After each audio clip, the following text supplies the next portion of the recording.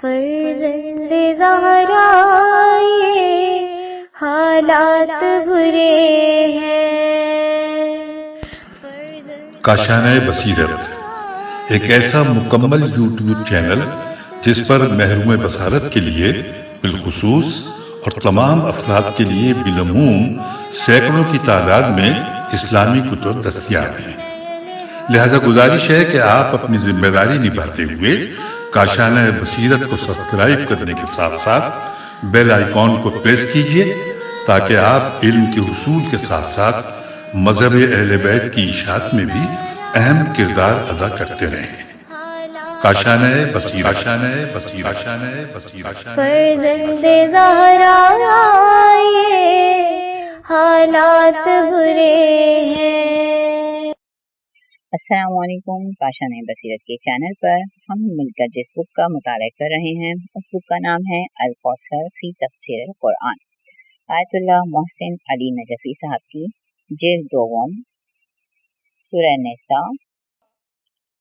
والذین آمنوا وعملوا الصالحات سندخلهم جنات تجری من تحتها الانہار خالدین فیها ابدا وعد اللہ حقا ومن اصدق من اللہ قیلا۔ اور جو لوگ ایمان لاتے ہیں اور نیک اعمال بجا لاتے ہیں عنقریب ہم انہیں ایسی جنتوں میں داخل کریں گے جن کے نیچے نہریں بہہ رہی ہوں گی، وہ وہاں ابد تک ہمیشہ رہیں گے۔ اللہ کا سچا وعدہ ہے اور بھلا اللہ سے بڑھ کر بات کا سچا کون ہو سکتا ہے۔ صفحہ نمبر 409، تفسیری آیات نمبر 1 والذین آمنوا وعملوا الصالحات، ایمان اور عمل صالح دو ایسے وسائل ہیں جن کے ذریعے جنت کی ابدی زندگی مل سکتی ہے۔ نہ صرف ایمان نہ صرف عمل، دونوں باہم ہونے کی صورت میں منزل کی طرف جانے والی مسافت طے ہوتی ہے۔ نمبر 2 وعد اللہ حقا، شیطان کے جھوٹے وعدوں کے مقابلے میں الہی وعدوں کا ذکر ہے کہ اللہ صادق الوعد ہے، اور یہ کہہ کر اللہ سے بڑھ کر سچی بات کرنے والا کون ہو سکتا ہے۔ انسانی عقل و ضمیر کو جھنجھوڑا جا رہا ہے۔ پوائنٹ نمبر 3 ہے ومن اصدق من اللہ، بھلا اللہ کو جھوٹ بولنے کی ضرورت ہی کیا ہے، ہمیشہ محتاج جھوٹ کا سہارا لیتا ہے، اللہ پوری کائنات سے بے نیاز ہے۔ لیس بأمانیکم ولا امانی اہل الکتاب من يعمل سوءا يجزى به ولا يجد له من دون الله وليا ولا نصيرا۔ نہ تمہاری آرزوؤں سے بات بنتی ہے نہ اہل کتاب کی آرزوؤں سے، جو برائی کرے گا وہ اس کی سزا پائے گا، اور اللہ کے سوا نہ اسے کوئی کارساز میسر ہوگا اور نہ کوئی مددگار۔ تفسیری آیات نمبر 1 پوائنٹ ہے لیس بأمانیکم، اس آیت میں نہایت اہمیت کے حامل نقطے کی وضاحت فرمائی گئی ہے کہ مذہب صرف آرزوؤں کا نام نہیں ہے جیسا کہ دین کے تاجروں، جاہلوں اور دین دشمنوں نے خیال کر رکھا ہے۔ نمبر 2 پوائنٹ ہے من یعمل سوءا، اس آیت میں مسلمانوں سے خطاب کر کے فرمایا تمام ادیان کا دار و مدار عمل پر ہے، اگر کوئی برائی کرتا ہے تو اس کی سزا بھگتنا ہوگی، خواہ مسلم ہو یا اہل کتاب ہو۔ احادیث ہیں، حضرت علی علیہ السلام سے روایت ہے، ترجمہ ہے جن کا، صرف آرزوؤں پر بھروسہ کرنا احمقوں کی عادت ہے، جاہلوں کا عزم اور ہمت یہ ہے کہ آرزوؤں پر تکیہ کریں۔ اس صفحے پر جو حوالات استعمال ہوئے ہیں مستدرک الوسائل جلد 30 صفحہ نمبر 47۔ اب ہمیں صفحہ نمبر 410 410 پہ اس کا اہم نکات ہیں، علم اور عقل سے عاری لوگ عمل کی جگہ صرف آرزوؤں پر تکیہ کرتے ہیں۔ ومن يعمل من الصالحات من ذكر أو أنثى وهو مؤمن فأولئك يدخلون الجنة ولا يظلمون نقيرا۔ اور جو نیک اعمال بجا لائے، خواہ مرد ہو یا عورت، اور وہ مومن ہو تو جنت میں داخل ہوں گے اور ان پر ذرہ برابر ظلم نہیں کیا جائے گا۔ تفسیری آیات نمبر 1 پوائنٹ ہے ومن یعمل، عمل صالح پر امن من داخل ہونے سے یہ مطلب بنتا ہے کہ نیکیوں میں سے کچھ حصہ انجام دیں تو اللہ اسے جنت میں داخل کر دے گا۔ یہ اللہ کا فضل و کرم کی ایک عظیم بشارت ہے۔ نمبر 2 پوائنٹ ہے من ذکرن او انثی، عمل صالح کی جزا پانے میں مرد یا عورت میں کوئی امتیاز حاصل نہیں ہے۔ اس میں ان قدیم مذاہب اور نظریات کی رد ہے جن میں عورت کو جنس کی بنا پر عمل صالح کا اجر و ثواب کا اہل نہیں سمجھتے۔ نمبر 3 پوائنٹ ہے وَهُوَ مُؤْمِنٌ، سے یہ بات واضح ہو گئی کہ عمل صالح سے اجر و ثواب کا حقدار اس وقت ہوتا ہے جب عمل صالح انجام دینے والا مومن بھی ہو، کیونکہ اگر عمل صالح انجام دینے والا مومن نہیں ہے تو اس کی عمل میں تو حسن ہے لیکن عمل کنندہ میں حسن نہیں۔ ثواب کے لیے حسن فعلی کے ساتھ حسن فاعلی، ثواب کے لیے حسن فعلی کے ساتھ حسن فاعلی شرط ہے۔ مثلا ایک شخص حرام کی کمائی سے یتیم کی مالی کفالت کرتا ہے تو اگرچہ یتیم پر رحم کرنا حسن عمل رکھتا ہے لیکن یہ شخص خود حسن فاعلی نہیں رکھتا، اس لیے اسے اس عمل کا ثواب نہیں ملے گا۔ دوسرے لفظوں میں غیر مومن اللہ کے دستور و احکام کا باغی ہے۔ باغی سے اگر کبھی کوئی اچھا کام سرزد ہو بھی جائے وہ کام اللہ کے حکم کی تعمیل میں نہ ہو، اپنے باغیانہ انداز فکر کے تحت ہو تو اس کا اس مولا سے کوئی رابطہ نہ ہوگا جس کے پاس اجر و ثواب ہے۔ اہم نقطہ، ایمان سے عمل کنندہ میں پھر اس کے عمل میں حسن آتا ہے۔ ومن احسن دینا ممن اسلم وجهه لله وهو محسن واتبع ملة ابراہیم حنیفا واتخذ الله ابراہیم خلیلا وللہ ما فی السماوات وما فی الارض وَكَانَ اللَّهُ بِكُلِّ شَيْءٍ مُحِيطًا۔ اور دین میں اس سے بہتر اور کون ہو سکتا ہے جس نے نیک کردار بن کر اپنے وجود کو اللہ کے سپرد کیا اور یکسوئی کے ساتھ ملت ابراہیمی کی اتباع کی، اور ابراہیم کو تو اللہ نے اپنا دوست بنایا ہے، اور جو کچھ آسمانوں اور زمین میں ہے سب اللہ کا ہے، اور اللہ ہر چیز پر خوب احاطہ رکھنے والا ہے۔ تفسیری آیات۔ سابقہ آیت میں ارشاد فرمایا تمام ادیان کا دار و مدار عمل پر ہے، صرف آرزوؤں سے بات نہیں بنتی۔ اس آیت میں فرمایا کہ عمل کے لیے دین حق کی اتباع ضروری ہے اور دین حق ملت ابراہیمی کی اتباع ہے۔ یہاں ایمان و عمل اور ادیان الہی سے متمسک رہنے کی صورت بیان فرمائی ہے۔ نمبر 1، انسان اپنے وجود کو اللہ کے سپرد اور اس کے سامنے سر تسلیم خم کر دے۔ یہ ایک ایسا موقف ہے جس کے بغیر کوئی نیک عمل قابل قبول نہیں ہے۔ نمبر 2، اس درست موقف پر آنے کی بعد نیک کردار بن جانا ممکن ہوتا ہے۔ نمبر 3، ادیان الہی سے متمسک رہنے کے لیے اپنے آپ کو اس سلسلے کے ابو الانبیاء حضرت ابراہیم علیہ السلام سے مربوط رکھنا ضروری ہے، کیونکہ ابراہیم علیہ السلام نے اپنا خلیل، ابراہیم علیہ السلام کو اللہ نے اپنا خلیل بنایا اور اللہ نے حضرت ابراہیم علیہ السلام کو کسی احتیاج اور ضرورت مندی کے تحت خلیل نہیں بنایا۔ وہ آسمانوں اور زمین کا مالک ہے، نیز ابراہیم علیہ السلام کو مقام خلیلی پر فائز کرنے میں کسی قسم کے دیگر قدروں کا دخل نہیں ہو سکتا، کیونکہ اللہ ہر چیز پر احاطہ رکھنے والا ہے، بلکہ ابراہیم علیہ السلام کو الہی اقدار کے تحت خلیل بنایا ہے۔ احادیث سے روایات ہے، حضرت امام علی رضا علیہ السلام نے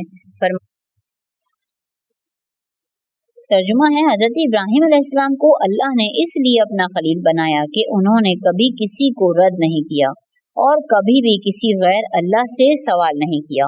اس صفحے پر جو حوالات استعمال ہوئے ہیں، الشرائی جلد 1 صفحہ نمبر 34۔ اب ہمیں صفحہ نمبر 412 412۔ اہم نکات۔ بہتر دینداری کے 3 ارکان ہیں: اللہ کے سامنے تسلیم کرنا، نیک کرداری، سنت ابراہیمی کی اتباع کرنا۔ وَيَسْتَفْتُونَكَ فِي النِّسَاءِ قُلِ اللَّهُ يُفْتِيكُمْ فِيهِنَّ وَمَا يُتْلَى عَلَيْكُمْ فِي الْكِتَابِ فِي يَتَامَى النِّسَاءِ اللَّاتِي لَا تُؤْتُونَهُنَّ مَا كُتِبَ لَهُنَّ ما كتب لهن وترغبون أن تنكحوهن والمستضعفين من الولدان وأن تقوموا لليتامى بالقسط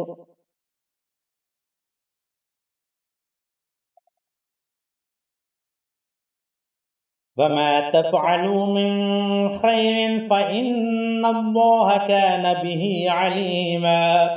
اور لوگ آپ سے عورتوں کے بارے میں دریافت کرتے ہیں، کہہ دیجیے اللہ تمہیں ان کے بارے میں حکم دیتا ہے، اور کتاب میں تمہارے لیے جو حکم بیان کیا جاتا ہے وہ ان یتیم عورتوں کے متعلق ہے جن کا مقررہ حق تم انہیں ادا نہیں کرتے اور ان سے نکاح بھی کرنا چاہتے ہو، اور ان بچوں کے متعلق ہے جو بے بس ہیں، اور یہ حکم بھی دیتا ہے کہ یتیموں کے بارے میں انصاف کرو اور تم بھلائی کا جو کام بھی انجام دو گے اللہ یقیناً اس سے خوب آگاہ ہے۔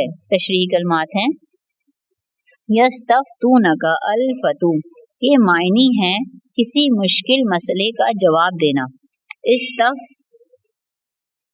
استفتا یعنی طلب فتویٰ، یتاما یتیم نابالغ بچہ جو شفقت پدری سے محروم ہو جائے، اور مجازن ہر یکتا اور بے مثل چیز کو عربی میں یتیم کہتے ہیں، مثلاً گوہر یکتا کو در یتیمہ کہتے ہیں۔ تفسیری آیات نمبر 1 یستفتونک فی النساء، لوگ آپ سے عورتوں کے بارے میں پوچھتے ہیں۔ موضوع سوال کا ذکر نہیں ہے، لیکن روایات اور سیاق سے معلوم ہوتا ہے کہ عورتوں کی میراث کے بارے میں سوال ہے،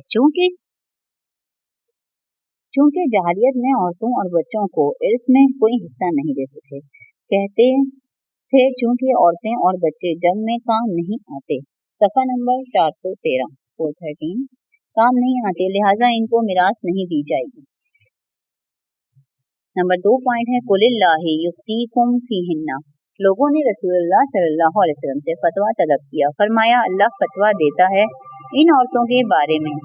نمبر 3 وما یتلی علیکم فی الکتاب، فتویٰ کا دوسرا مصدر وہ احکام ہیں جو کتاب یعنی قرآن میں تمہارے لیے بیان کیے جاتے ہیں، وہ احکام فی یتامی النساء ان یتیم عورتوں کے بارے میں ہیں جن کا مقررہ حق ان کو نہیں دیتے۔ ما کتبہ لہن سے مراد میراث ہے، جیسا کہ حضرت امام محمد باقر علیہ السلام سے منقول ہے۔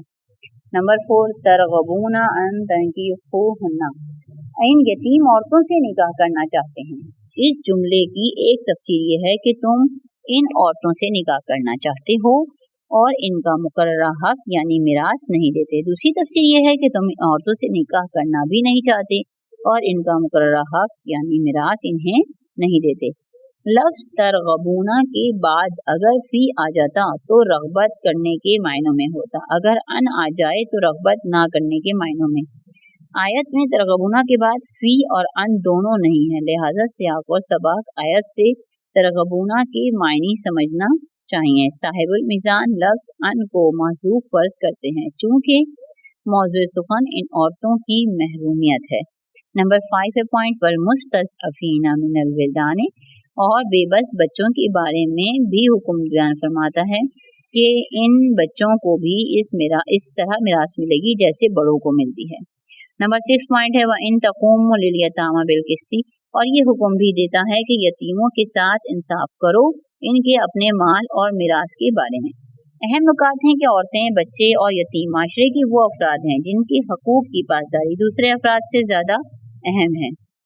وَإِنِ امْرَأَةٌ خَافَتْ مِن بَعْلِهَا نُشُوزًا أَوْ إِعْرَاضًا فَلَا جُنَاحَ عَلَيْهِمَا أَن يُصْلِحَا بَيْنَهُمَا صُلْحًا وَالصُّلْحُ خَيْرٌ وَأُحْضِرَتِ الْأَنفُسُ الشُّحَّ وَإِن تُحْسِنُوا وَتَتَّقُوا فَإِنَّ اللَّهَ كَانَ بِمَا تَعْمَلُونَ خَبِيرًا۔ اور اگر کسی عورت کو اپنے شوہر کی طرف سے بے اعتدالی یا بے رفعی کا اندیشہ ہو تو کوئی مذائقہ نہیں کہ دونوں آپس میں بہتر طریقے سے مصالحت کر لیں، اور صلح تو بہرحال بہتر ہی ہے، اور ہر نفس کو بخل کے قریب کر دیا گیا۔ لیکن اگر تم نیکی کرو اور تقوی اختیار کرو تو اللہ تمہارے سارے اعمال سے یقیناً خوب باخبر ہے۔ تشریح کلمات ہیں بعل شوہر बे आइन लाम शोहर को उस तस्वुर के मुताबिक शोहर को फौकियत हासिल है और बाल कहा गया है, क्योंकि अरब हर उस चीज को जो दूसरी अशय पर फौकियत रखती है बाल कहते हैं। चनाचा अहले अरब अपने बुत को बाल कहकर पुकारते थे, क्योंकि वो इसे बुलंदो बरतर समझते थे। नशूजन नून शीन जे इस अपनी बरतरी का इजहार करना। शुहू हिर्स के साथ बुखल है जो इंसान की आदत में दाखिल हुआ हो। तफसीरी आयात नंबर 1 व इनिम रआतुन खौफत, अगर किसी शख्स की बीवी बांझ है या ज़न और शौहर के ताल्लुकात कायम करने के काबिल नहीं या सनोसाल के एतबार से काबिल ग़रबत नहीं रही या दाइमुल मर्ज़ है जिसकी बिना पर शौहर अपने हिर्स की बिना पर दूसरी बीवी की तरफ माइल हो जाता है जो इंसानी मिजाज में दाखिल है। आने वाली आयत के मुताबिक तमाम बीवियों के में कल्बी ताल्लुक कायम रखने में अदल मसावत कायम करना मुमकिन नहीं है।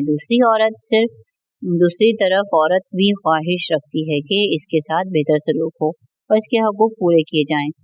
नंबर 2 पॉइंट है फला जुनाहा अलैहिमा अन युस्लिहा। इन हालात में ये आयत मसालिहत का हल पेश कर रही है कि औरत अपने हकूक़ की कुछ मिकदार से दस्तबरदार हो और मर्द बाकी हकूक़ की अदायगी में तसाहुल ना करे।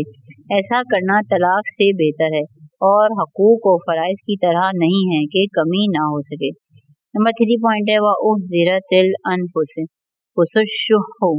बुखल तो हर नफ्स के सामने धरा रहता है। इस बुखल के तहत इंसान मफादात का तहफ़्फ़ुज़ करता है और माल खर्च करने से कतराता है। इस बुखल के तहत मर्द इस औरत को हकूक़ देने में और औरत अपने हकूक़ से दस्तबरदार होने में तामुल करती है। नंबर 4 पॉइंट है वहाँ इन तुहसिनु व तत्तकू। आखिर में अल्लाह ताला ने मर्दों से ख़ुसूसी खिताब के साथ फरमाया, मर्द बेरग़बती के बावजूद इस औरत पर अपना एहसान ख़त्म ना करें, क्योंकि ज़न और शौहर के दरमियान बेशतर हकूक़ मर्द के ज़िम्मे आयद हैं और मर्द इस निज़ाम में सतून का दर्जा रखता है, इसलिए मर्द पर ज़्यादा जिम्मेदारी आयद होती है। सफ़ा नंबर 415 415 अहम नुकात हैं। बहुत से इख्तिलाफी मसाइल का हल मसालिहत है। दूसरा पॉइंट है बुखल का शाइबा हर इंसान में होता है। कमाल यह है कि इस मज़मूम सिफत पर इंसान गालिब आ जाए। वलन तस्ततीअू अन तअदिलू बैनन निसाइ वलौ हरस्तुम फला तमीलू कुल्लल मैल फतज़रूहा कल मुअल्लक़ा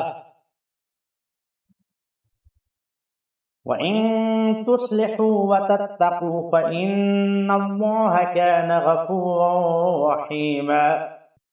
और तुम बीवियों के दरमियान पूरा अदल कायम ना कर सकोगे, ख्वाह तुम कितना ही चाहो, लेकिन एक तरफ इतने ना झुक जाओ कि दूसरी को मौलिक की तरह छोड़ दो। और अगर तुम इस्लाह करो और तक़वा अख्तियार करो तो अल्लाह यकीनन दरगुजर करने वाला रहम करने वाला है। तशरीही कलमात आइन दाल लाम अदल, दो चीज़ों को बराबर होना। अदल सिर्फ महसूस चीज़ों के बराबर होने के मायने में है। तफसीर आयात नंबर 1 पॉइंट है वलन दस्तती ओ सूरत और सीरत में फ़र्क की बुनियाद पर इंसान मुतादिद बीवियों में कमा हका मसावात कायम रख ही नहीं सकता। एक खूबसूरत है तो दूसरी बदशक्ल, एक खुश मिजाज है दूसरी बद मिजाज, एक जवान है दूसरी रसल रसीदा, एक सेहतमंद है दूसरी दायमुल मर्ज़। ऐसे हालात में इस्लामी मुतालबा नहीं करता कि इन फितरी रुझानात को नाबूद करके दोनों से यकसा कलबी ताल्लुक कायम रखो, क्योंकि ऐसा करना इंसान के बस में नहीं है। नंबर 2 है फला तमीलू कुल्लल मैली। इस्लाम यहाँ पर यह मुतालबा जरूर करता है कि जिन अमूर पर इंसान कादिर है इनमें अदल इंसाफ कायम रखे, मसलन नाना नुस्खा, रातों की तकसीम, दीगर हकूक ज़ौजैन से जो इसके अख्तियार में है, इनमें अदल कायम रखे। ऐसा ना हो कि वो बेचारी खूबसूरत नहीं तो इंसान भी नहीं कि शौहर की तरफ से ना तो इसे ज़ौजियत के हकूक मिले और ना किसी और से शादी कर सके, इस तरह वो अमलन बेशौहर होकर रह जाएगी। एक एतराज़ ये हेडिंग है। इस सूरह की इब्तिदा में फरमाया फ़इन खिफ्तुम अला तअदिलू फ़वाहिदा, सफ़ा नंबर 416। फिर अगर तुम्हें खौफ हो कि इनमें अदल ना कर सकोगे तो एक ही औरत काफी है।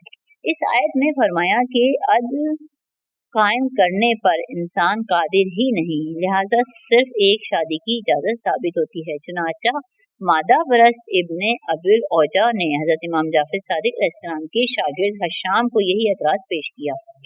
जवाब, ज़ौजात में अदल करना और मसावियाना सलूक करना इन चीज़ों में वाजिब है जो इंसानी अमल से मरबूत हों और मुमकिन हो, जैसे नान, नुफ़्का, रातों की तक़सीम, जबकि इस आयत में क़ल्बी रुझान मुराद है।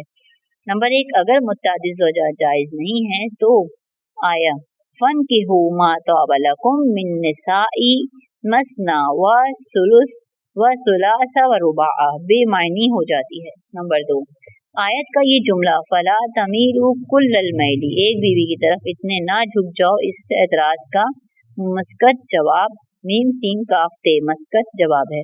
नंबर 3, खुद असर रिसालत माप सल्लल्लाहु अलैहि वसल्लम ने आम मुसलमानों की सीरत में भी एक वाज़ेह दलील है कि मुत्तअद्दिद ज़ौजात पर खुद रसूल अकरम सल्लल्लाहु अलैहि वसल्लम के सामने अमल होता रहा। हदीस में है, रिसालत माप सल्लल्लाहु अलैहि वसल्लम से मरवी है कि आप अपनी अज़वाज से मुसावियाना तक़सीम फराहम फरमाने के बाद फरमाते थे। तर्जुमा है, खुदाया ये तक़सीम तो इस चीज़ में है जो मेरे अख्तियार में है, और जो कुछ तेरे अख्तियार में है और मेरे अख्तियार में नहीं है इस पर मेरा मुआवजा ना फरमा।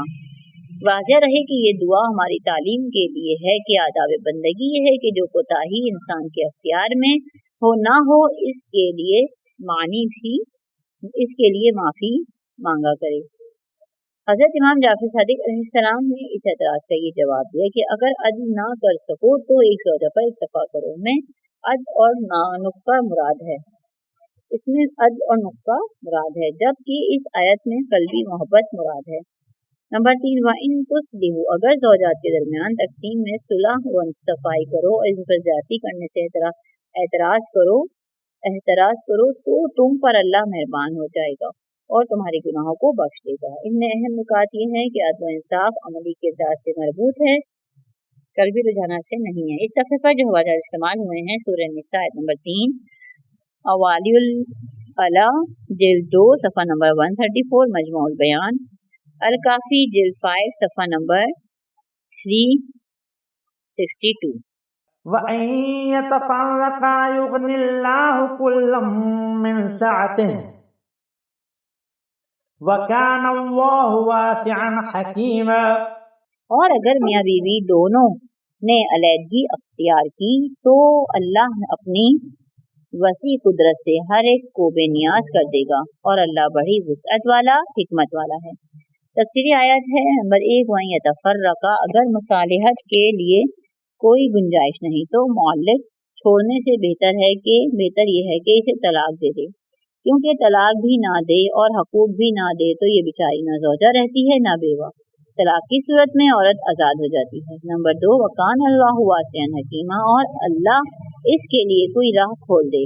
अल्लाह के फज़ल व करम में कोई तंगी नहीं और वो हकीम है।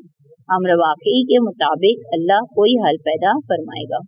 अहम नुकात हैं। नंबर 1, तलाक कोई हल ना होने की सूरत में आखिरी हल है। नंबर 2, एक दरवाजा बंद होने से अल्लाह दूसरे दरवाजों को खोलता है। युग़निल्लाहु कुल्लम मिन सअतिही वलिल्लाहि मा फिस समावाति व मा फिल अर्द वलक़द वस्सैना अल्लज़ीना ऊतुल किताब मिन क़ब्लिकुम व इय्याकुम अनित्तक़ुल्लाह व इन तकफुरू फ़इन्ना लिल्लाहि मा फिस समावाति व मा फिल अर्द वकान अल्लाहु गनिय्यन हमीदा।